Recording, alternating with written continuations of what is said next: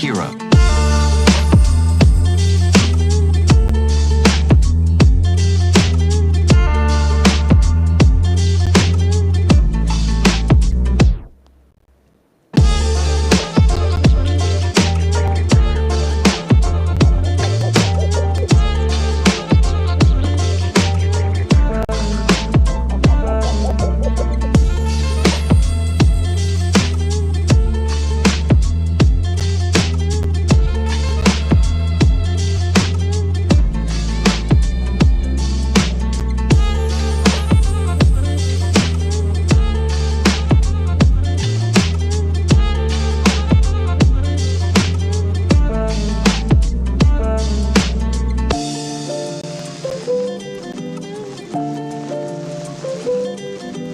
Have you any hobbies? My hobbies are fast cars and fast women. Hobbies are healthy. They teach you things.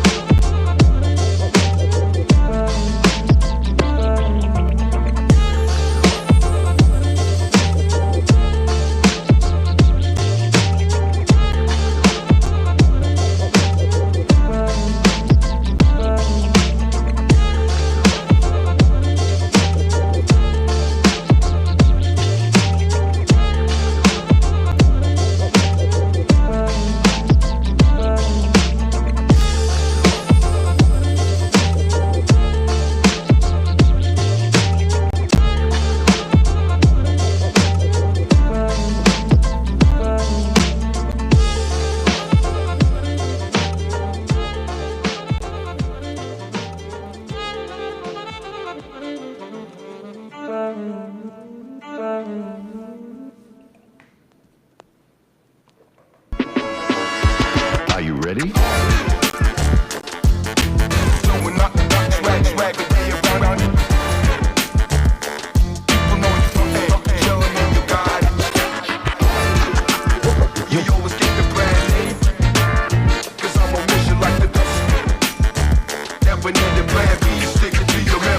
Are you ready?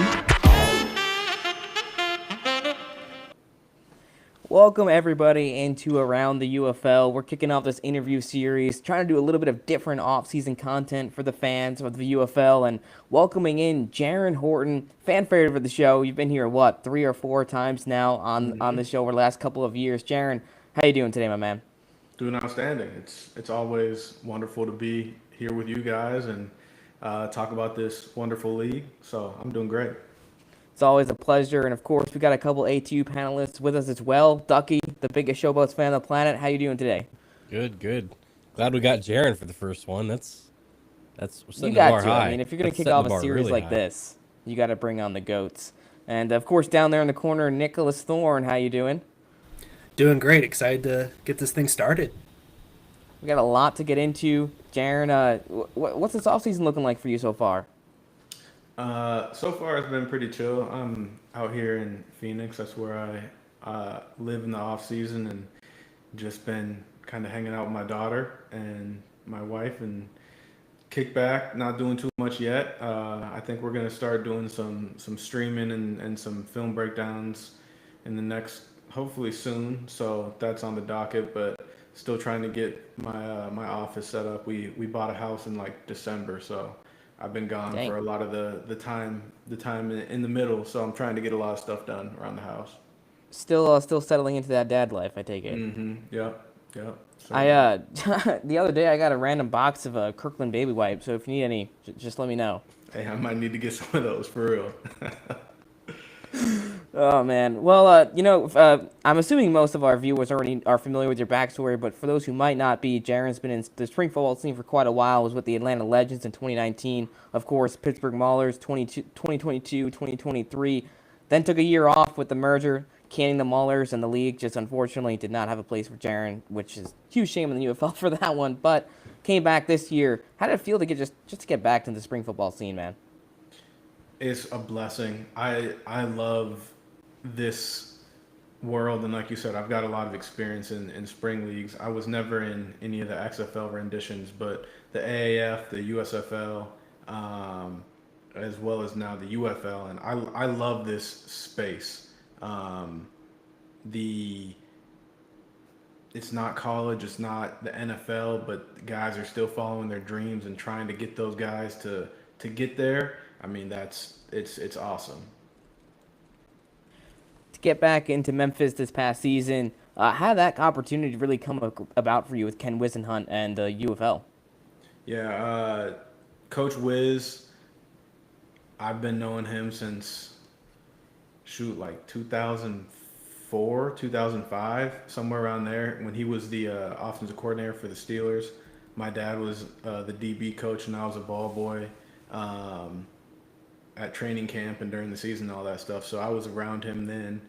Then him and my dad were together in Arizona when Wiz was the head coach. And when that job opened up, I reached out to Wiz and I was like, hey, have you heard anything about this? Just kind of a shot in the dark. And one thing kind of led to another. He ended up getting the job and hired me by just the connection and all that. So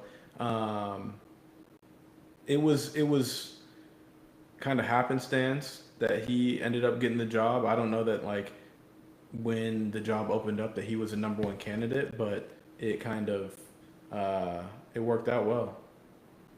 Yeah, it's one of those situations. I know Daryl Johnson talked about it a bunch where Ken was one of the guys, obviously you kind of got Ken with this lead here in the UFL, but I know Ken had reached out to Daryl about that job, similar to Mike Nolan with the Panthers. So kind of neat to see that sort of correlation happening there.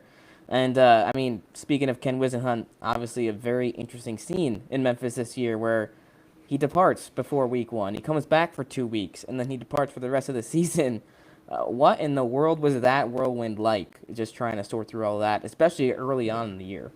Yeah, man, that was a lot. It all happened.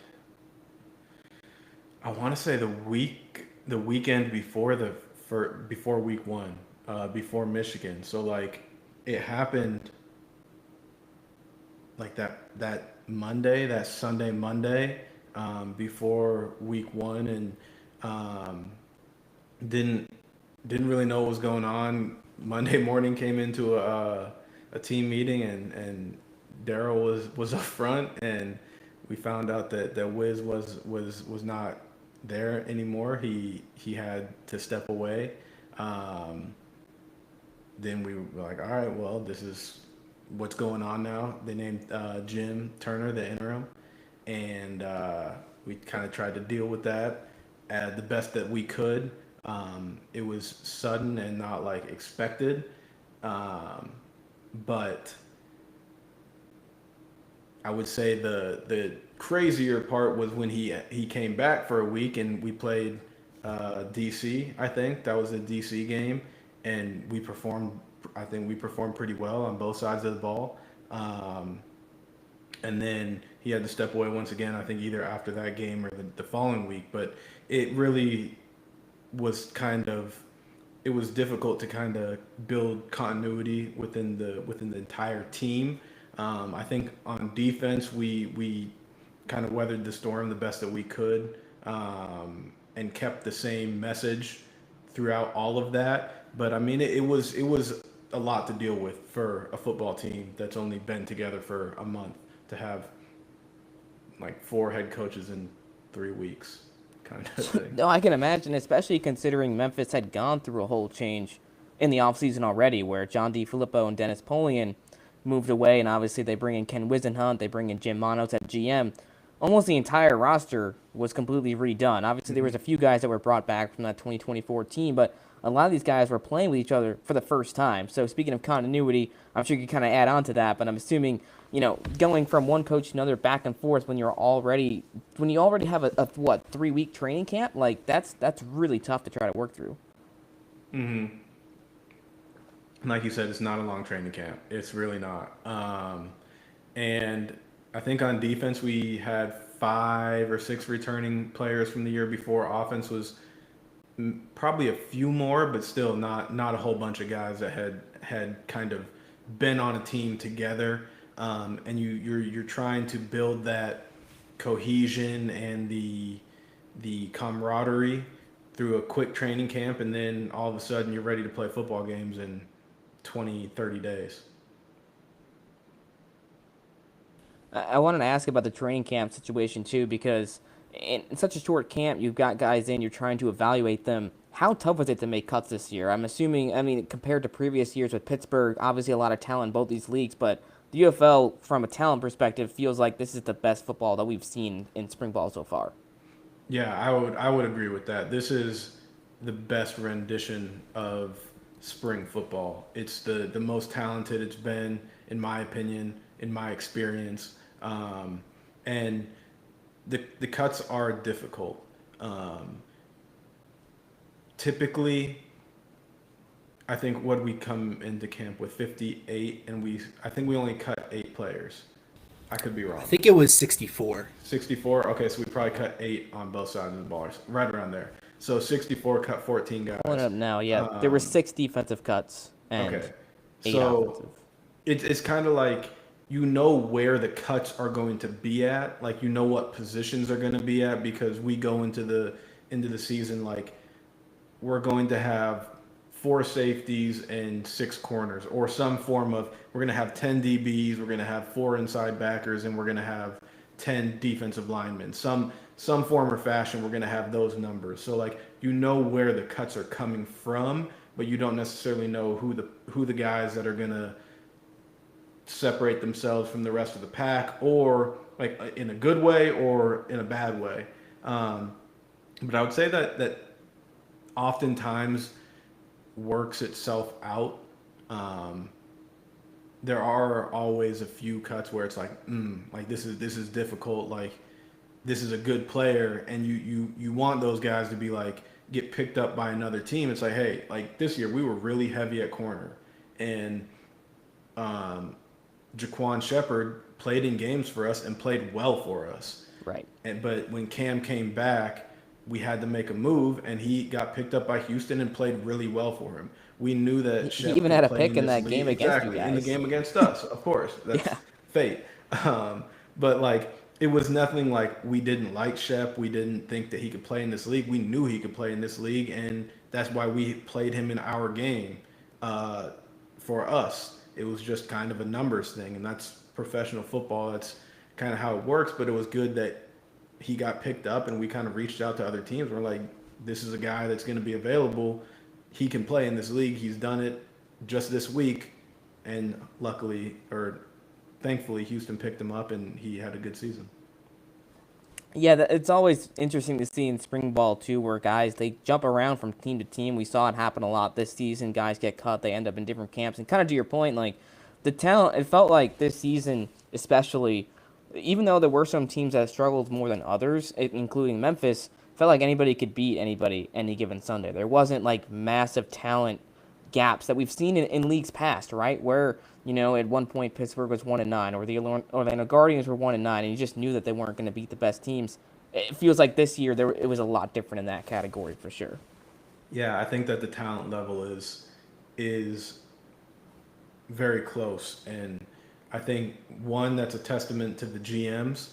I think they do a really good job across the board of finding talent and acquiring talent. And I also think that for me and the coaches in this league, it makes it fun because coaching really matters in this league. Where if you're schemed correctly, if you're calling the right plays at the right time and being a good coach, it can be a separator in wins and losses. Like there's the line between a win and a loss is very, very thin in this league. I know we got a bunch of people in the chat, so just a shout out to you guys. If you got any questions for Jarren or for us or whatever, just feel free to throw those in there and we'll bring those up. Thorne, you've been a little bit quiet, but I know you've got plenty lined up for Jarren. You guys have gone back and forth with your tiers here and there. You got anything? Really had to bring that up. I was Really going had to. bring Of that course.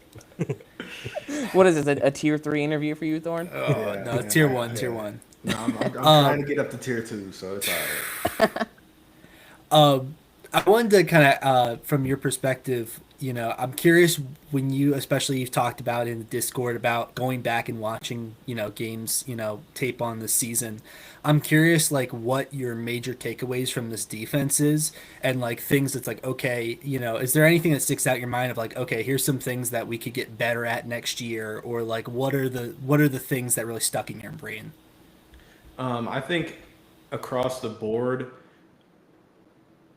we were very deep at corner, and I need to do a better job of calling more pressure and allowing those corners to kind of just live out there by themselves and not worry about helping them because we were deep and they rotated and they played well.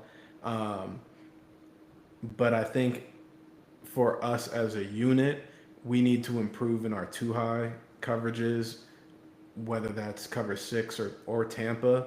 We didn't fit the run as well as we wanted to in those coverages. And we played a lot more single high just based on that's what we did well in the past. Like I told the guys day one when we got there, I was like, I don't know what we're going to major in. We probably won't know until week 4, week 5. But we're going to install all of these different defenses, and then we're going to figure out what we do well, what we don't do well, and major in the stuff we do well. So we played a lot more cover 3. I think next year we're going to have to put a pretty big emphasis on our too high run fits and improve with that. Yeah, in general, I mean, obviously part of it is being down. Teams are going to run the ball more. Oh, got 2 duckies. What in the world? That's wild. I also wanted to ask about Jim Turner a little bit and kind of, this is, you talk about this impossible situation. He's someone who with, what was it, 6 days of notice had to be a head coach twice. And so, I'm curious, what you have to say about him and his philosophy and the job he did, kind of someone had to man this ship this year and he had to step up.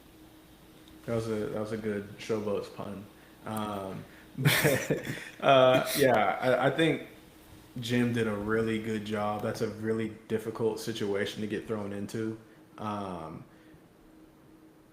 especially like you said, was the head coach for a game, then not the head coach for a game, then the head coach. Like it was very difficult to find like cohesiveness. But I think that he did a really good job of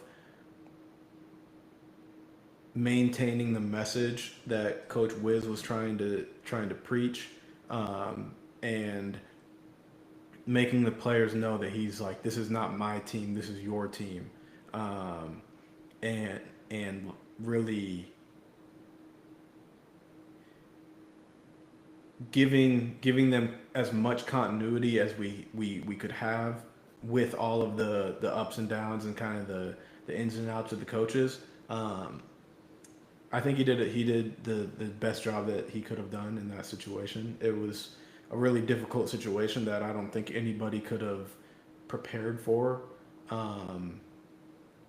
perfectly. I think he was prepared to be the head coach, and he did the job to the best of his abilities.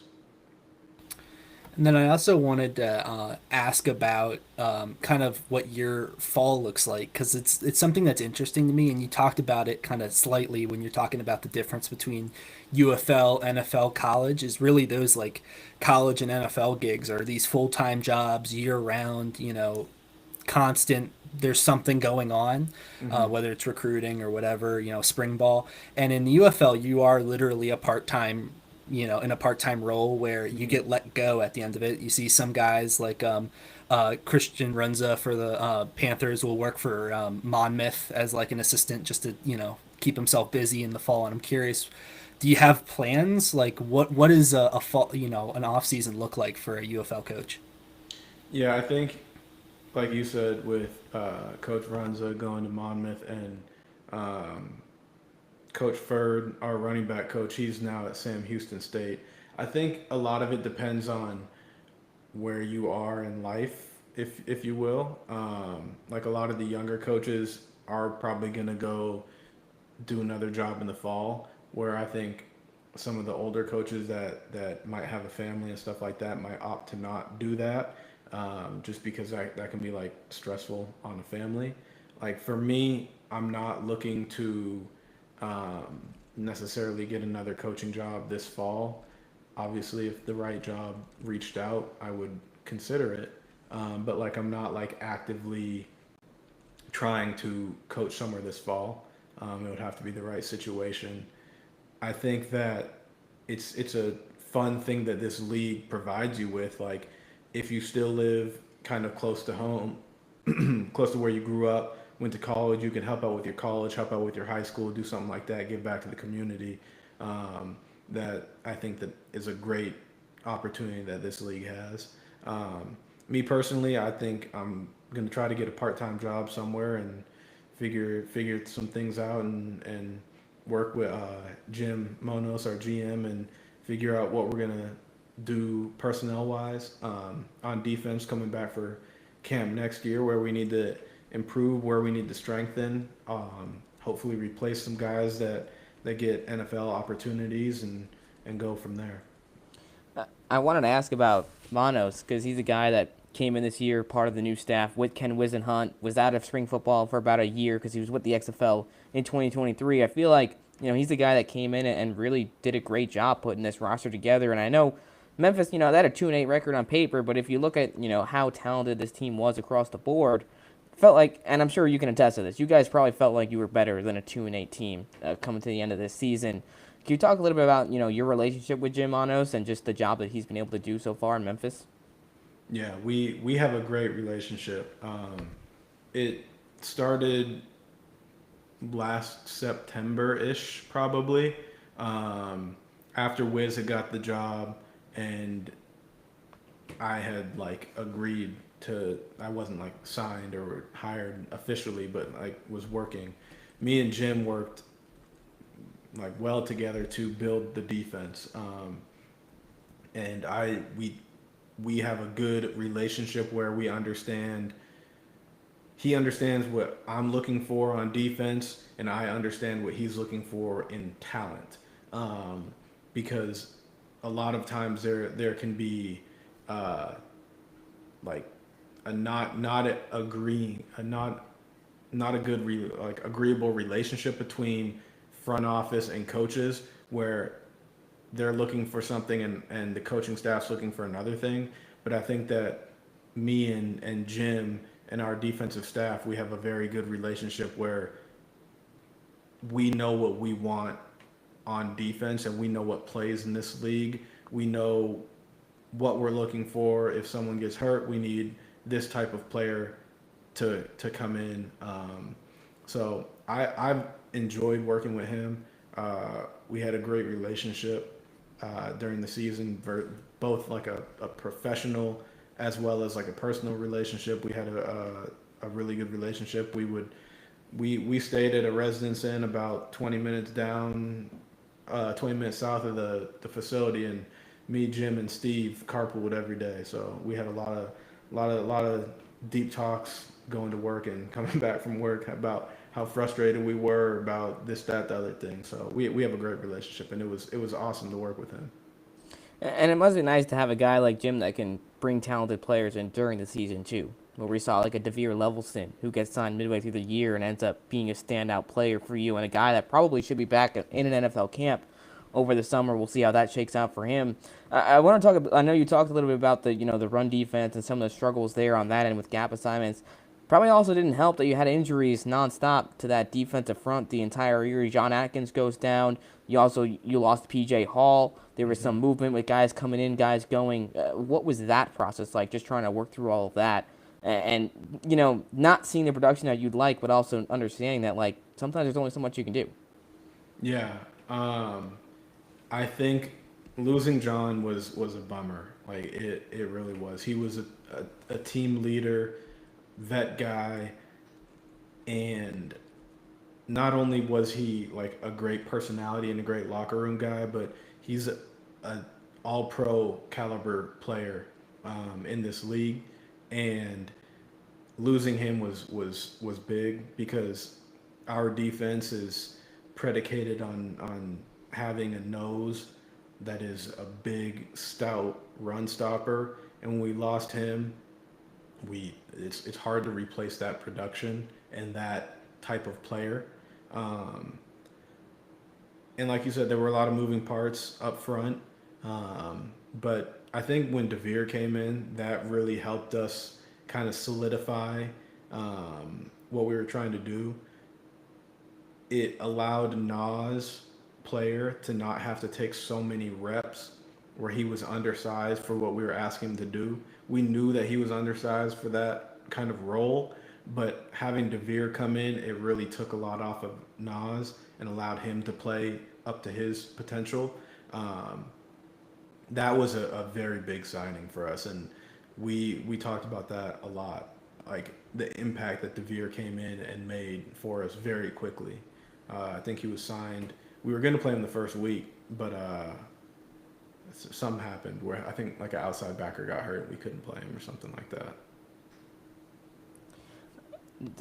I don't know what the heck is going on with the chat. Full transparency, guys. I'm running this for the first time, and it's not going too pretty on the back end. But Christopher Tisdale was wondering, Jarren, if any teams really stood out to you offensively as far as being hard to game plan against.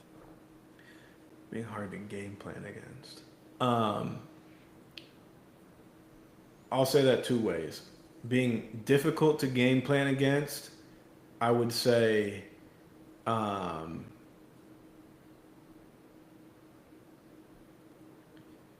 DC was difficult to game plan against because they did a lot of different things. Michigan was not hard to game plan against, but they were difficult to execute against. The game plan was very simple, but you have to be very, very sound in what you're doing because of the RPOs and because the quarterback that they had running the show. You had to be really sound, and it was unfortunate for us that we played them week one, where we probably didn't know half of our own calls to try to be like to go into a situation where you have to be really sound in your assignments. That was not a great thing for us on defense. It was just luck of the draw, I guess, in the schedule. But that's kind of what I would say is DC and Michigan. I don't know what is going on with Ducky right now. He's just hopping around from corner to corner. He's just like... I don't think they could see it, but we had like a live Ducky reaction where in the corner he was like... I was trying to fix something. I was trying to fix stuff. I'm sorry. Any luck fixing that No. stuff? Goodness. No. This is typical PFN, technical difficulties, all the good stuff. I was trying not to make you guys laugh during Jarren talk, and I'm just like, I don't want to ruin his whole speech right here. All I saw was Ducky's head just start floating across the screen. All right, back to the show. I feel like that's got to be in like some UFL executives' nightmares. Just all the tweets of yours just floating by in their dreams. Why are they doing this? or the folks that just you live in their head rent free. You know who they are. Everyone. It's a lot of people. A lot of folks. Goodness gracious. Jarren, obviously, being in the UFL this year, a little bit different than the USFL a couple of years ago, where you were hubbed in Canton, much different scene. You were there with the New Jersey Generals. This time, you're all in Arlington with all 8 teams, and you fly out to the games. What was that kind of experience like? And maybe, like, for you, what were some of the differences that you experienced between the two leagues? The good things about Arlington is the office building, like being able to go into an office building, having an office that like is mine, and Coach Hull had his office next to me, and then Coach Meyer, like where we actually have our own space, and then we just walk out and have our meetings with the team, and having all of the teams be there is really nice for the league for communication. Daryl can pop into our office, then he can go to St. Louis, then he can go to DC, all in 25 seconds basically. That is really nice. It feels very professional,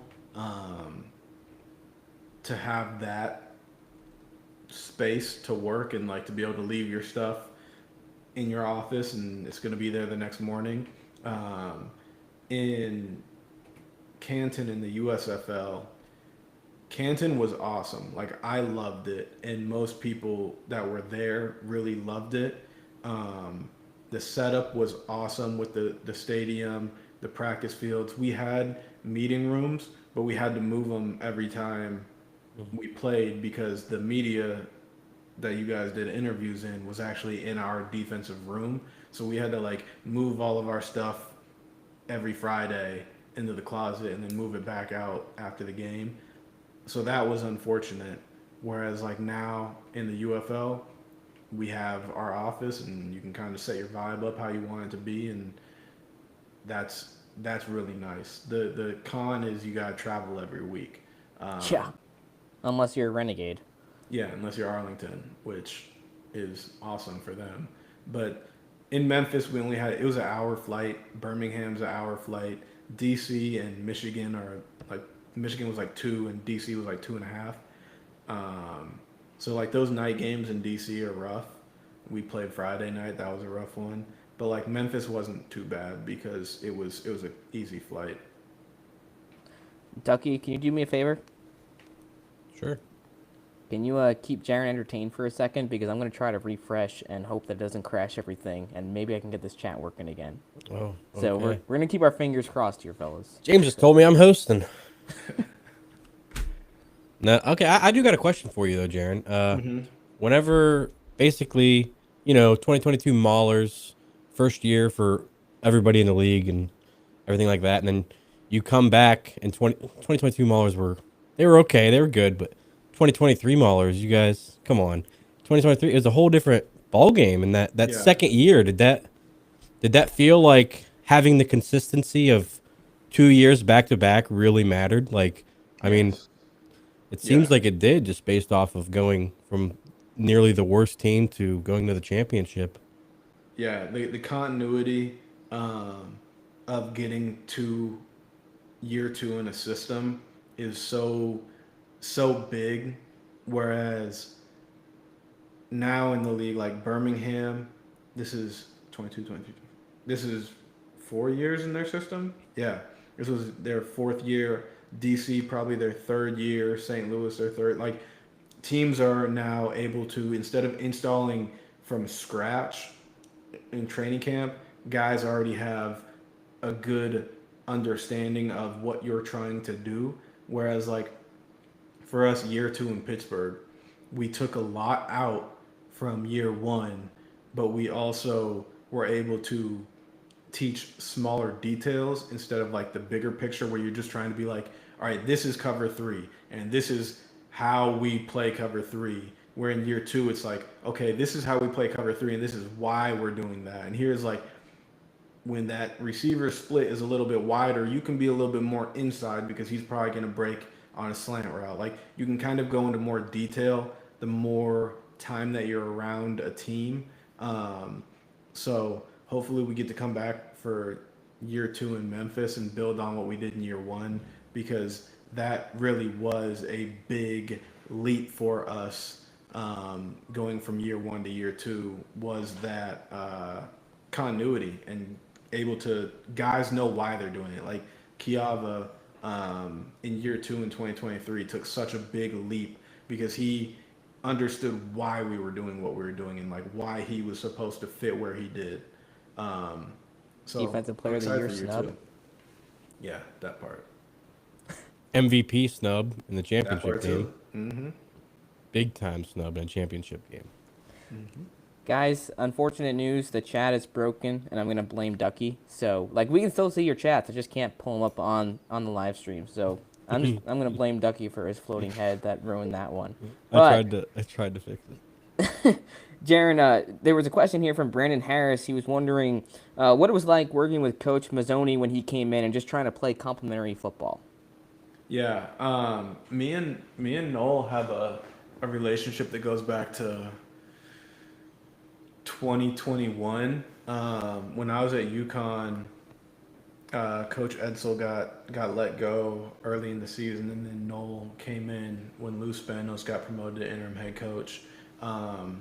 And he wasn't, I don't think he called plays there, but he was just kind of like an offensive, like a senior advisor that could come in and kind of help us out. But yeah, I think this league is it's really complementary football is big. It's a lot of times the team that doesn't beat themselves is the team that wins.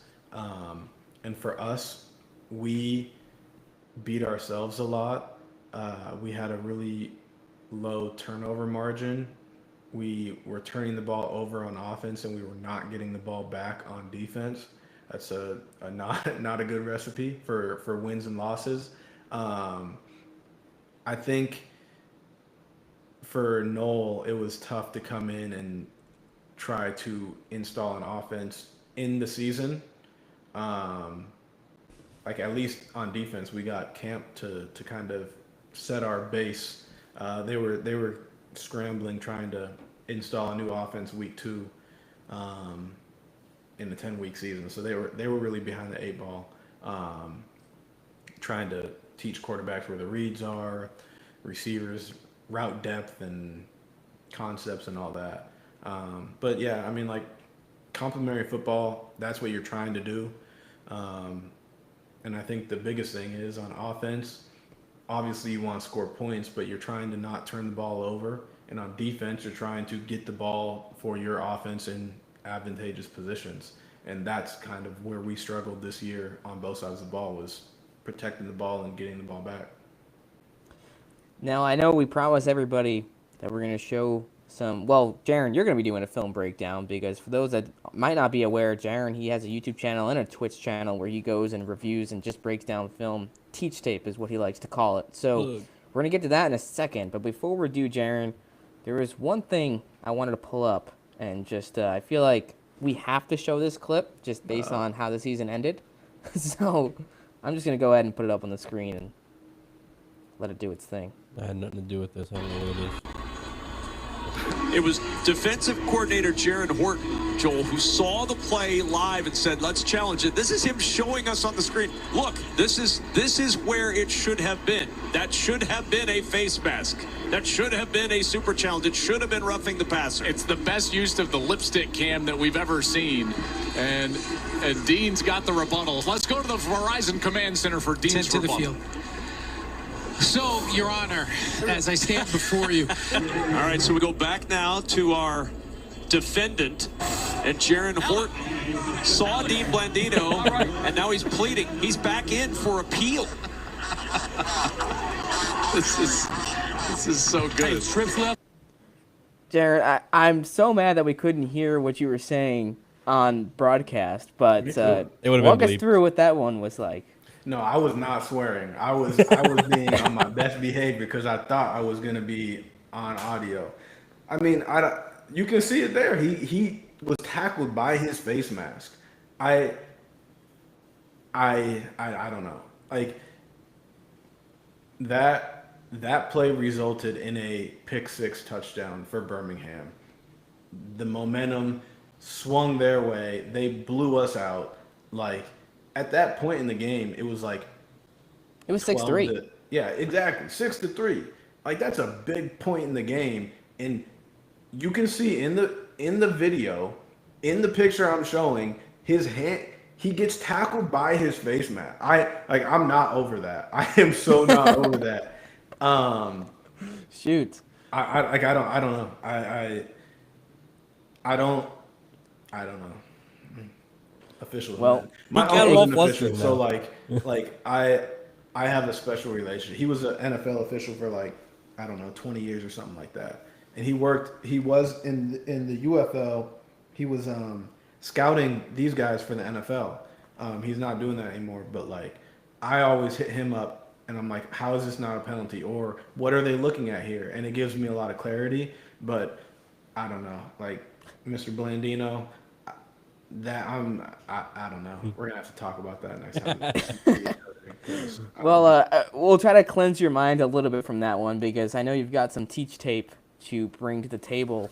And let's hope, fingers crossed, full transparency as always with PFN. We're trying something new, so no guarantee that all the kinks are going to be worked out here right away, but fingers crossed.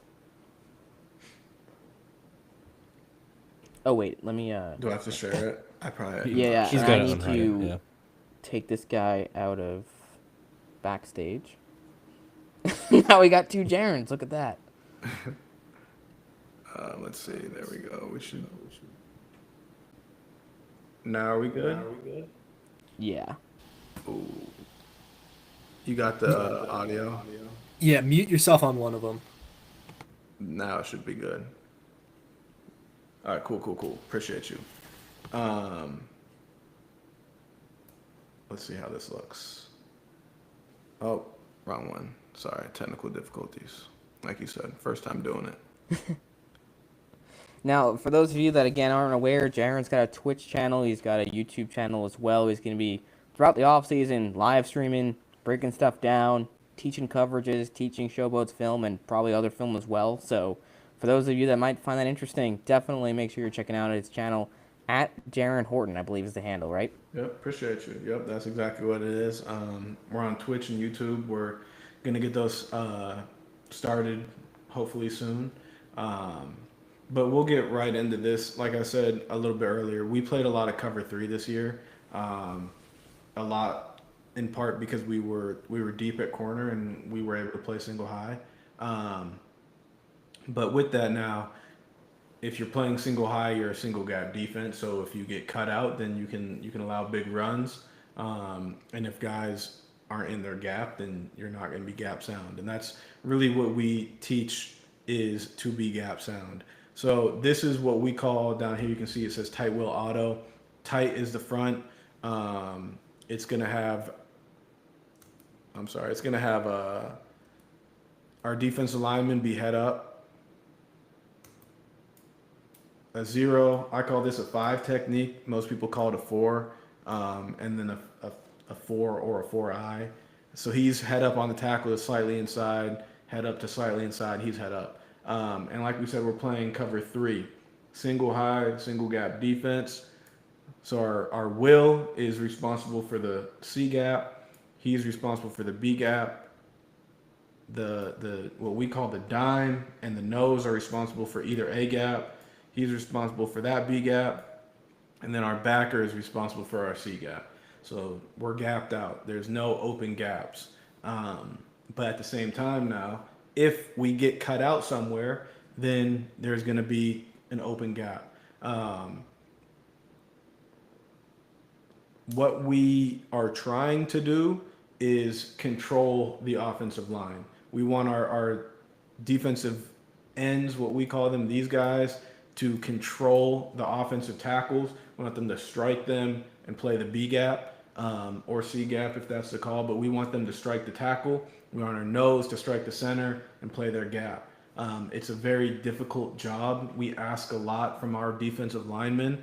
It's not a glamorous job in our structure, but when we do things correctly and we have all 11 on the same page, then it can result in stats for the defensive linemen. So like we said, this is tight wheel auto, tight's the front.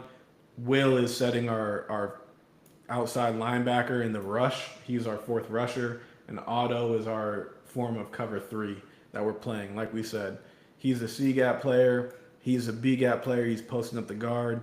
He is an A gap player with our nose, B gap, and then he needs to fall back into the C gap. We would like our backer to be a little bit quicker downhill. But at the same time, this is the 2nd week in the season. We're still learning. But that's when we get to year 2, where we expect those improvements to be like, I know where my gap is and I'm getting there faster. I'm not reacting. I'm playing with a little bit more anticipation.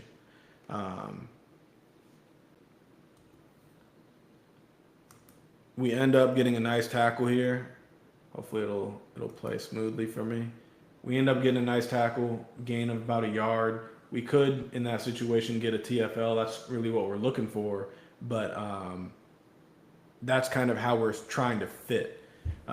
This is the same call, same game against DC, same fits. Now our safety is going to be in the fit because his tight end's in the core. So he's going to fit off the tight end. Our backers right here, and then our dime still in the A gap. So like the fits are still the same. And this is, I think, a good look at it.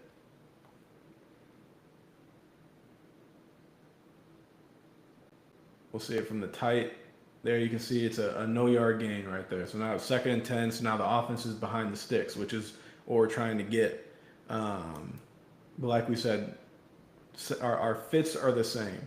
Our safety, you can't see him on the screen right here, but he's standing right about right here. How we are set up in our defense, his fit is outside, his fit's there, he's here, he's some form of that, A to A, B gap, and C gap. So like everyone has a gap. Everyone's responsible for a gap.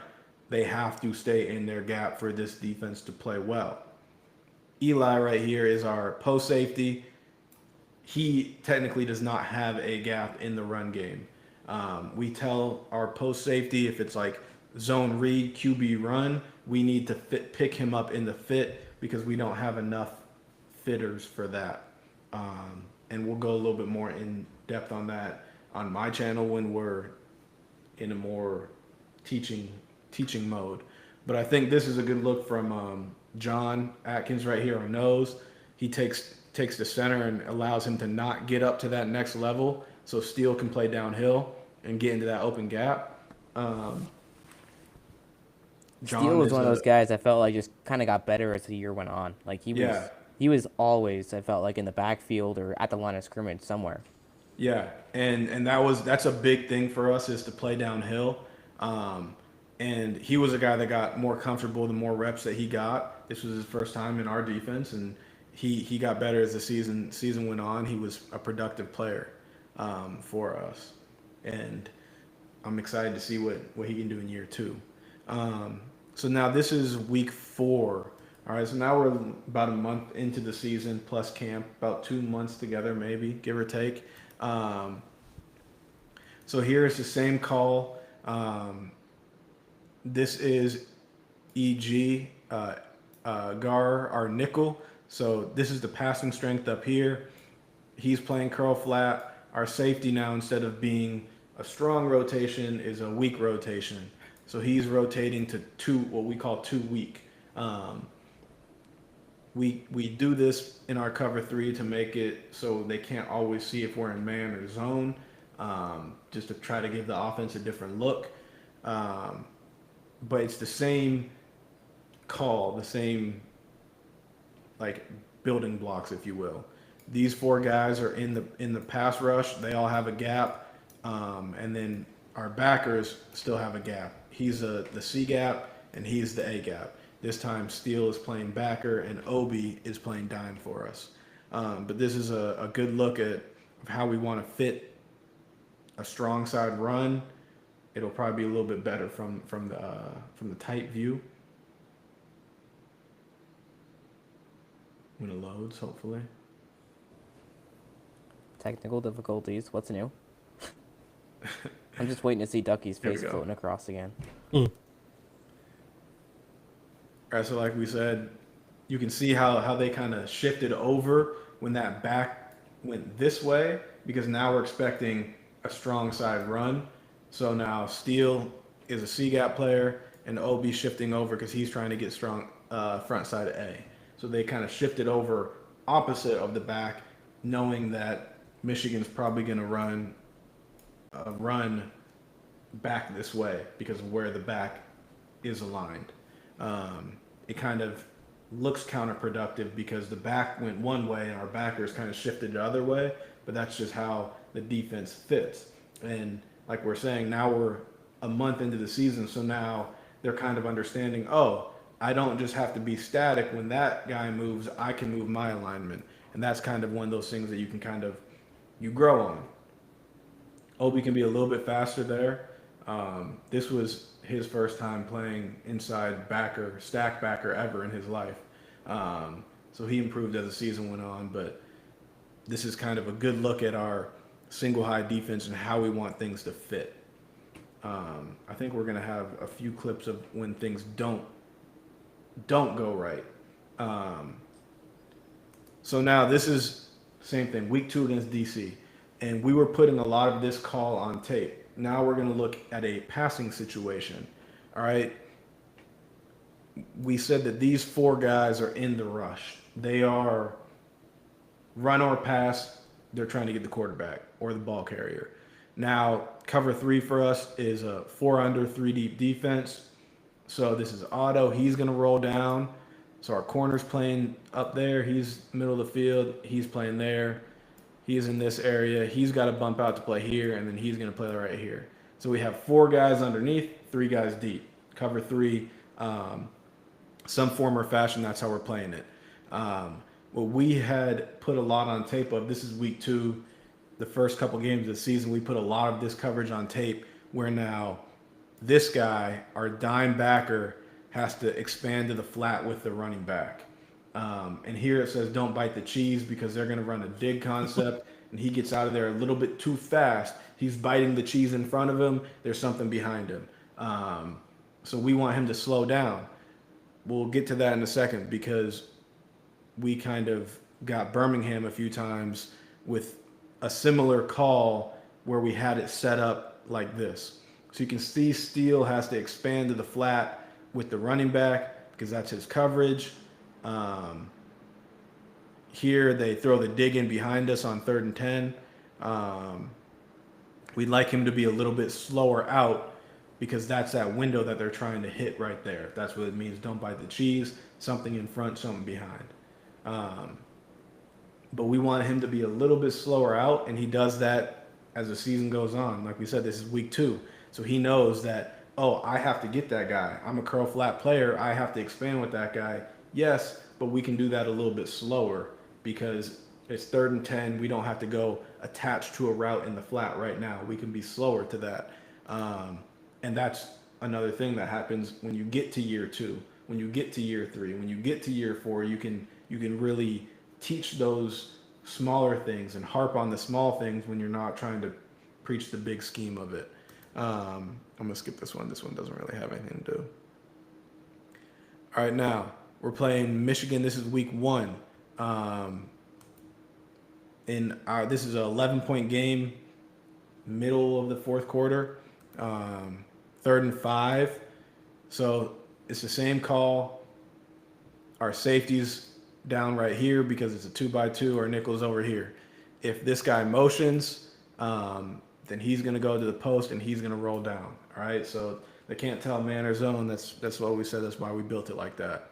So he motions. You can see the safeties talking. Good communication between Keaton and Eli. They're doing what we call rock and roll. So these guys don't have to move around as much. That's why we do it. So that they know that my gap stays the same. Even with that motion, I don't have to bump to a new spot.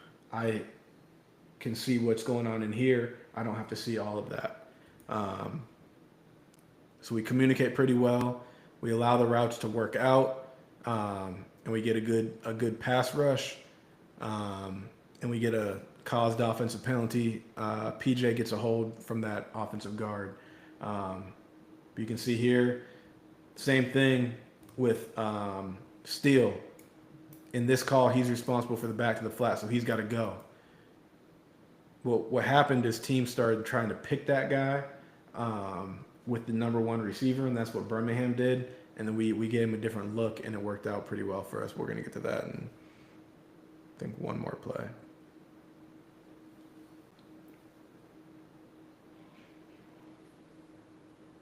All right, so there you can see PJ with the nice rush on that guard,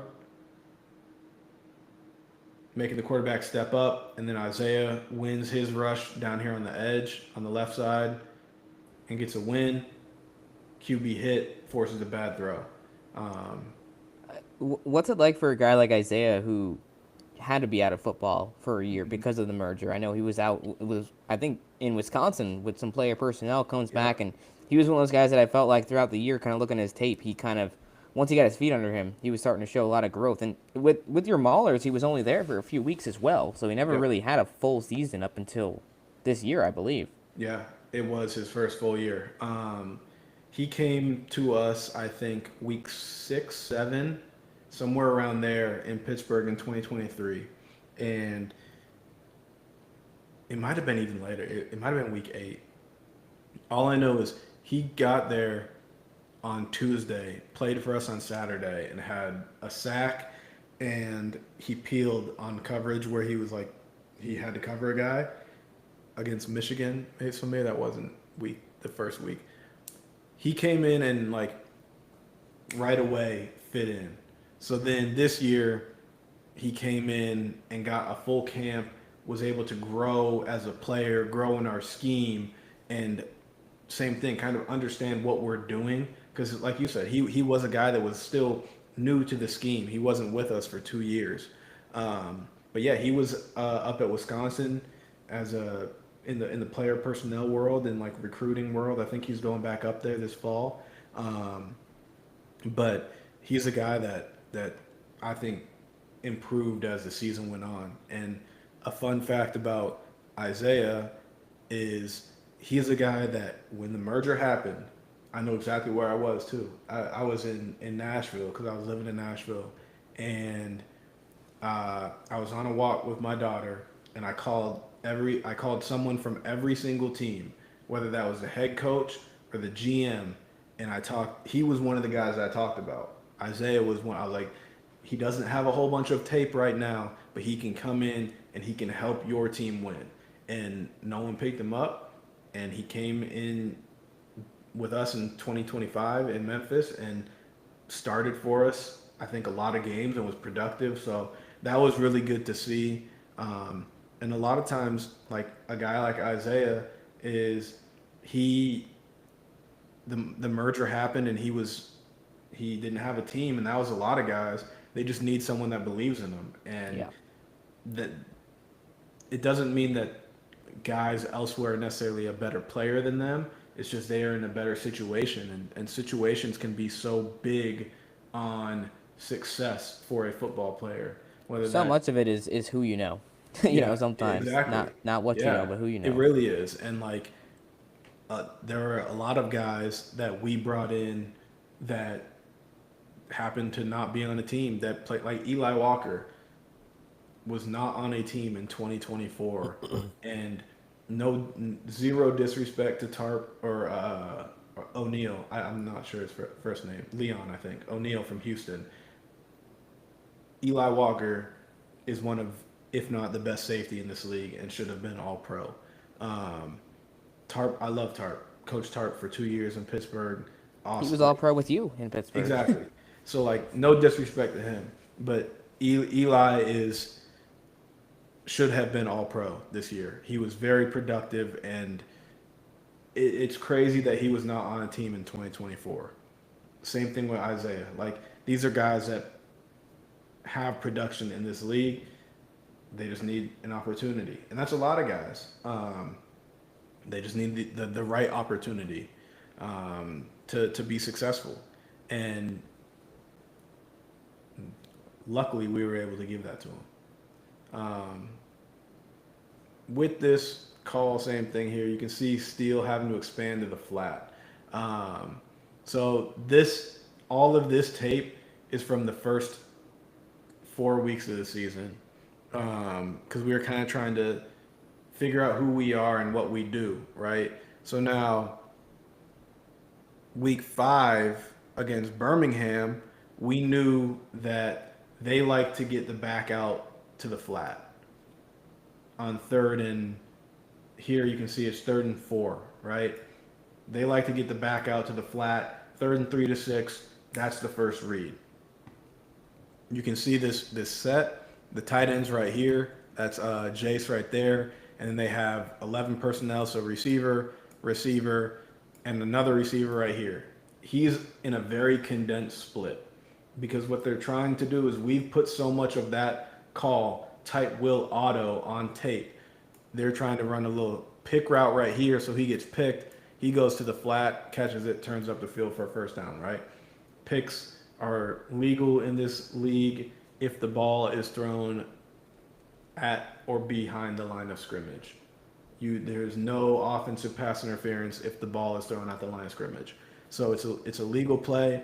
It sucks, but it is what it is. It's convenient for your defense. Yeah. So what we're doing here now is previously the call said tight will auto, and now we're in what we call tight dime arrow 3. So it's still the same front. Tight is the front that's getting those defensive linemen aligned, but before we were saying tight will, which was telling this guy who is our will that he is our fourth rusher. He's in the charge is what we say. The beauty of our 3-4 defense is we can send a lot of different guys and still only rush 4. So here we're saying tight dime arrow. That means our dime is pressuring the A gap. And now this guy, the will, is in coverage. So now when the back goes to the flat, he's going to expand with him so that this guy doesn't get picked. And that's what we were setting up for this call, basically. And this is the first time we ran it. And you can see here it works to perfection. Jalen expands to the flat to take the back. They try to pick Steele, but Steele's in the pressure, so they don't have anyone to pick. They block out to Jalen because he's usually the fourth rusher, and we get an unblocked player right into the quarterback's face right now. So here we'll see, typically they're going to block out on him, block here, here, and then leave him singled up. But now he's right there, right now. They kick out to J.Al. There's no one there for the tackle to block, and we get a third down stop. So, like, this is something that we set up on defense. We schemed it up, and it worked out well against Birmingham, how they blocked it, and how we wanted to cover it. Shout out to Coach Bake for breaking down their blocking scheme and putting us in an advantageous situation. So we get a third down stop, we get off the field. This is a game that we ended up winning. This call was a big reason why. That's an example of having a guy who's athletic at edge, like Jalen, Yes. who can make a play like that for you. Because not all edge rushers can do something like that. No, and that goes back to the relationship with Jim Monos is what we're looking for in that outside linebacker position in our defense is different than what some 4-3 teams are looking for. Like Birmingham, they're really good on defense, but they run a different scheme than us. Their defensive ends are true 4-3 defensive ends. They don't drop those guys in space. It's a different body type, a different position that you're looking for. Their defensive ends are, I'm not sure all their names, but like I'm number 90. Bradley and I. He's a taller, longer. He's like a true 4-3 D end where he's probably like 280, 270, but long and gets upfield. He would be a guy that, although he's a good player in our defense, he's kind of a tweener. Do we put him here where we have Josiah or here where we have J.Al.? And that goes back to Jim Monos putting together a good defense and knowing what we're looking for and the type of guy that we want in this position that can drop in coverage and play in space and understand that world.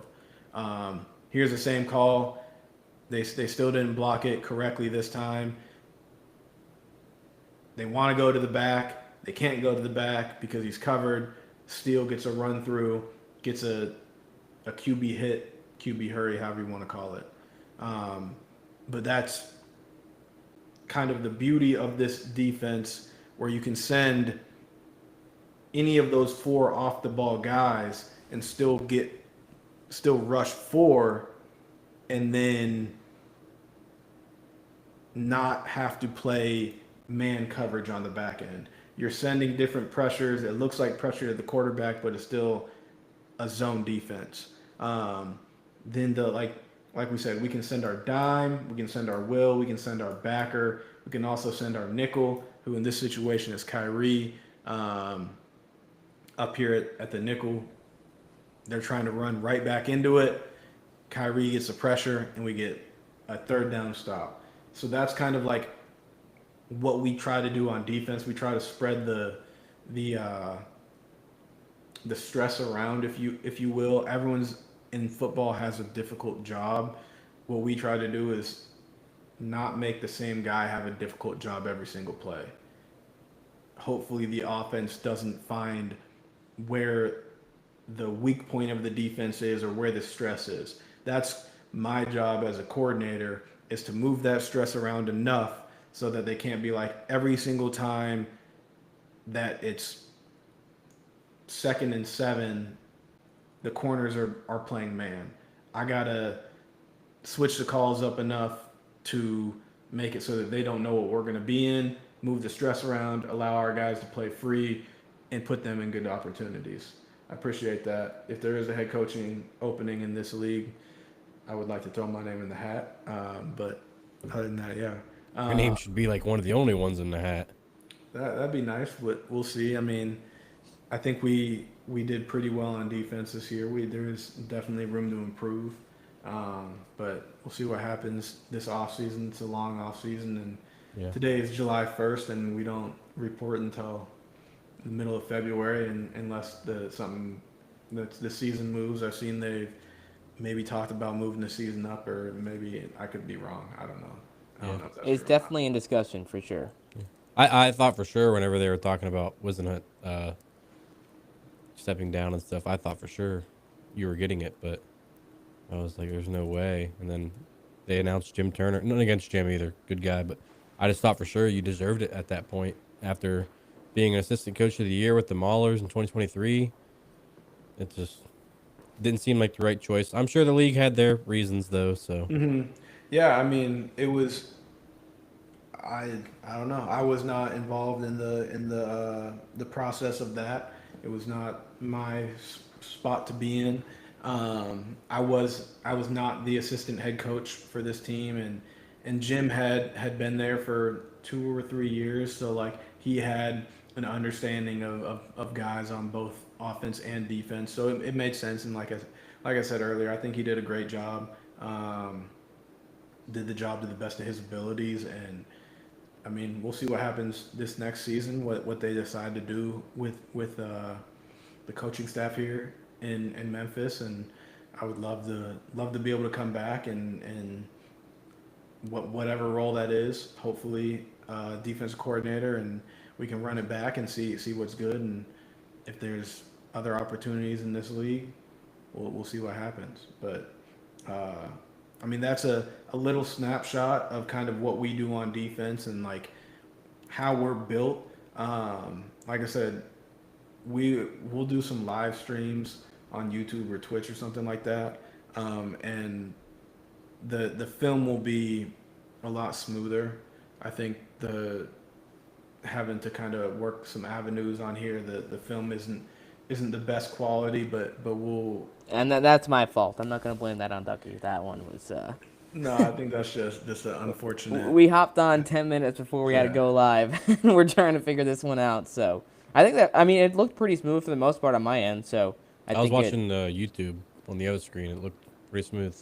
Cool. But yeah, like I said, we'll go into more detail, whether you're trying to whether you are a coach, a player and want to learn more, or a fan that wants to know more about like what goes into building a defense, why we do things, anything like that. Like I'm pretty open with like how we teach and what we do, because I'm like, in my opinion, the coaches that we're going against in this league, like offensive coaches, they get paid too. Like they're good coaches, and they know what we're doing.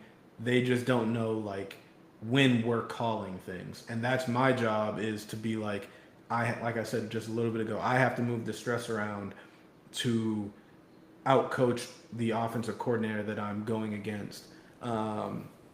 and move the stress around because like they know what we do and how it's built. So I got no problem like answering questions about why we do things or what we do, how we're built, because it doesn't matter if the offensive coaches know.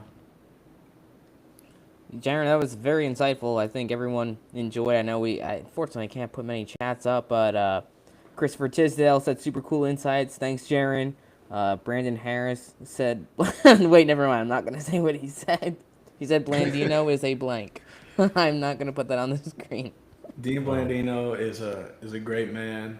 I don't really know him, but that was a bad call. Like that's all I want. Officials like I say all the time. I'll say, hey, that was a bad call. I'll tell my players if I put them in a bad situation, I called a pressure because I got mad, so I wanted to hit the quarterback, and I called a pressure, and I'm like, that was a bad call, guys. I apologize. That's all I want from officials. It's not an easy job. Nobody is saying that it's an easy job. It's very difficult to be an official. The game happens really fast. You're at field level.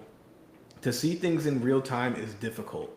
But that's what this software, the Coaches Challenge, the Super Challenge is for. That's the entire point of Dean Blandino's job. Yes. That's why he has a job with the UFL. We're not trying to show up officials. Like, no one's trying to do that. Like, they miss things. I miss calls. That happens a lot. Like, it's part of football. Like, it just happens.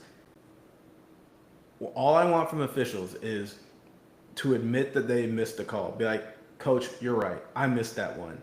Okay, cool. Like, I get it. That happens. But like, officials don't do that. They won't say, no, I missed that one. They'll be like, oh well, it's kind of like when a politician still won't admit why they screwed something up in office. Yeah, like it happens. Like, we're human. Like, you're not going to be lights out and get every call in real time in a game. That's just not. You can't ask someone that. Like, you can't expect that. So, like, just admit, hey, Coach, I missed that call. Hey, man, that's cool. Like, we'll move on to the next one. That's all we want. And a face mask to be called when he gets tackled by a face mask. I guess kind of to bounce off that, and Jarren, I appreciate you taking the time, so I don't want to keep this going too much longer. But after your first year in the UFL and kind of your experiences, are there any things that you kind of hope the league might tweak or improve upon heading into next year? Or, kind of what were your takeaways, both good and bad, from being in the UFL? That's a good question. I think good things is the quality of play, the talent is very good. I think, and it's kind of a double-edged sword because, like, personally, I would love more time in camp and like some form of like mini camp in the off season, like in December or November, where like even if it was like Thursday, Friday, Saturday, Sunday, like that would be really advantageous for the quality of play, in my opinion. Because like you said, I think Ducky said earlier, like about what I do in the off season, the players that don't get picked up in the NFL, they're in a similar situation as me. They're getting a part-time job. They're doing X, Y, and Z. So like, if we were able to do something in like December, even for an extended weekend, it would kind of get those guys back in football mode, teach the ground layer of your scheme to now when you get with them in February, it's not the first time they're hearing something since June. But at the same time, it's like that's a lot of money to get all those people there for a weekend to do all that. And like, so that's like a hopefully down the road, as long, as the league continues to grow and continue to see more investors and better crowds and whatever else sponsorships that'll lead to to more dollars going around, because that's exactly. And I think that will continue to grow. The more the league will grow like organically within itself. I think the biggest thing is getting more fans at games and butts and seats is like from my understanding, the biggest way to get the revenue up, and then everyone's happy. If more fans are going to games, the players get paid more, the coaches get paid more, the league becomes more attractive to the athletes, to guys that might be fringe NFL players that might sign futures, or they might come to the UFL to get tape and get paid. And I think each year that the league has stability and is like going, this is year 3 of the USFL or the UFL, kind of year 5, if you will, of spring football in a consecutive version coming, considering the USFL. Yeah, 2022. Yeah, so like it's stable. Like it's here, and it's getting better each year. The product is. I think it's how can we get fans in the seats, in the stadiums, and like I don't know. I'm not a marketing person. Like I have no idea. Like I'm a football coach. I don't know anything about that. But like the product on TV now, is good. You gotta be Like I don't know. Like so, like I'm a person that like I don't necessarily like to go out and do things, especially like if I can watch it on TV. Like, and the product is a good product on TV, and football kind of is a game like that, where like the product is better on TV than being at a game live sometimes, because you can see more and all that. Like basketball might be a little different because you're kind of closer to the athletes on the field. But I think that's the biggest thing that I think they're probably working on in the front office and like in the league is how to get more people actually in the stands at games. Yeah. No, that'll be huge. Ducky, Thorne, I appreciate you guys joining us. I don't know, any final thoughts or comments for Jarren? Jarren, any final thoughts on your end before we wrap things up? This was a lot of fun. I really enjoyed this. Yeah, this was fun. I don't have too much to say. Like, I appreciate y'all reaching out to me and doing this. Like, this is awesome. I love being on here and engaging with you guys and engaging with the UFL community in a whole, the PFN community over in the Discord. That's always a good time when it doesn't get too out of hand. But like I love spreading the word of this league and kind of being able to help this league grow, because it's such a fun space. It's such a unique scene. It's a special scene, and hopefully it's one that lasts. And Jarren, you're a big part of it, so we always appreciate your contributions and appreciate taking the time as always. Ducky, Thorne, anything from you guys before we hopefully end this live stream? Go subscribe to Jarren's YouTube and Twitch. Come on. Amen. Yeah, I don't have anything. This was just fun. I was just basically in front row. All right, I got a listening. question. I had a question for Thorne. On Yeah. the Thorne scale, what is Jarren? Like, Tier 1, know if obviously. I'm like tier 5, maybe tier 5, fringe tier 5. Thanks. You're Oh, even Josh- below Jace? Josh Goodness Simmons in the gracious. chat. What's good, Josh? Man, Hey. Josh. Joshua, we got to get this guy back in the league for real. But, yeah, guys, make sure you're following Jarren on Twitter, Twitch, YouTube, all that good stuff. And obviously, @around the UFL on Twitter/X. And if you want to follow any of us as well, James Larson, PFN, Ducky Disguised, and Don't follow Thorne, me. you changed your handle, but it's something Thorne. I forgot to switch it. Yeah. Yeah, it's no longer @Thorne PFN. It's so not. that's fake news. But I'm on fire. I'll remember it next time. this has been fun, guys. First episode of the interview series around the UFL. Until next time, James Larson signing out.